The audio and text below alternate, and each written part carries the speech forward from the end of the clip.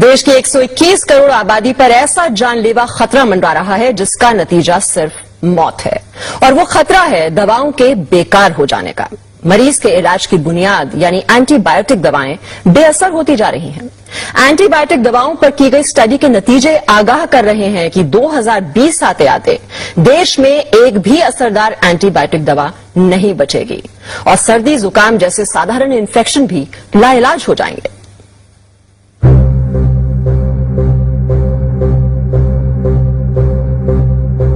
देश की 121 करोड़ आबादी पर ऐसा जानलेवा खतरा मंडरा रहा है जिसका नतीजा सिर्फ मौत है, और वो खतरा है दवाओं के बेकार हो जाने का।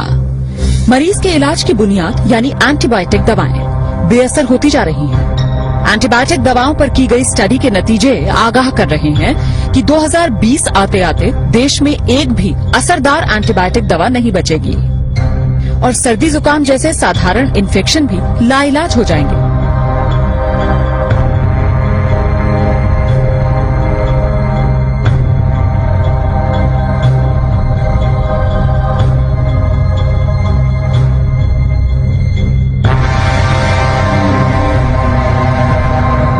जरा सोचिए, अगर डॉक्टर को मरीज की बीमारी का पता हो, उसके इलाज के लिए बेहतरीन वार्ड, टेस्ट और ऑपरेशन की सुविधा हो, लेकिन मरीज पर दवाएं ही असर न कर रही हों और मरीज को बचा पाना नामुमकिन हो जाए। ये सिर्फ ख्याल नहीं है, ये वो डरावनी हकीकत है जिसका तोड़ डॉक्टर अभी तक नहीं तलाश पाए। दिल्ली के एक प्राइवेट अस्पताल में हुई स्टडी के नतीजों से ये खुलासा हुआ कि कई एंटीबायोटिक दवाएं जो गंभीर बीमारियों के इलाज में इस्तेमाल की जा रही हैं, दरअसल मरीजों पर काम ही नहीं कर रही। अस्पतालों में मरीज बेमौत मरने को मजबूर हैं।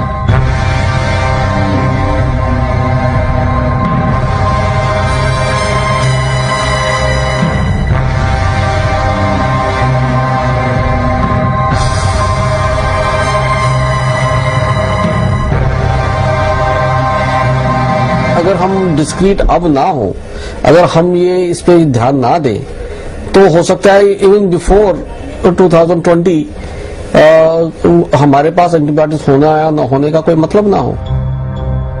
77,000 से ज्यादा मरीजों पर हुई अब तक की सबसे बड़ी स्टडी में ये पाया गया कि टीबी, निमोनिया और पेट की बीमारियों में इस्तेमाल की जाने वाली कई नई एंटीबायोटिक दवाएं अब बेकार हो चुकी हैं। टीबी के इलाज के लिए दी जाने वाली दवा 2002 में तकरीबन 98% मरीजों पर काम कर रही थी, जबकि 2009 में ये सिर्फ 48% मरीजों पर ही कारगर साबित हो पाई। निमोनिया और सांस की तकलीफ के लिए दी जाने वाली एंटीबायोटिक दवा 2002 में 25% मरीजों पर काम कर रही थी, लेकिन 2009 में ये दवा महज 3% मरीजों के काम के लायक ही रह गई थी। सर्जरी कराने वाले मरीजों में होने वाले इन्फेक्शन को रोकना चुनौती बन गया है। अनुमानित आंकड़ों के मुताबिक देश के हर अस्पताल में हर हफ्ते 1 से 2 मरीजों की मौत सिर्फ इसलिए हो जाती है क्योंकि एंटीबायोटिक दवा बेकार साबित हो गई। अभी से दिक्कत होनी शुरू हो गई है। कई बार हमारे पास ऐसे मरीज आते हैं जहाँ की हमारे पास कोई एंटीबायोटिक रह ही नहीं जाता है, तो हम लोगों को लगता है कि कई बार पेरिफेरल सेंटर से हमारे पास आए क्यों है, क्योंकि हमारे पास कोई दवाई नहीं रह जाती। तो कई बार लोग सेप्सिस में मारे जा रहे हैं आजकल, और ये दवाई प्रॉब्लम तो अभी से शुरू हो गई है और ये बढ़ने ही वाली है, क्योंकि जो नए एंटीबायोटिक्स हैं वो इन द होराइजन बहुत ही कम है।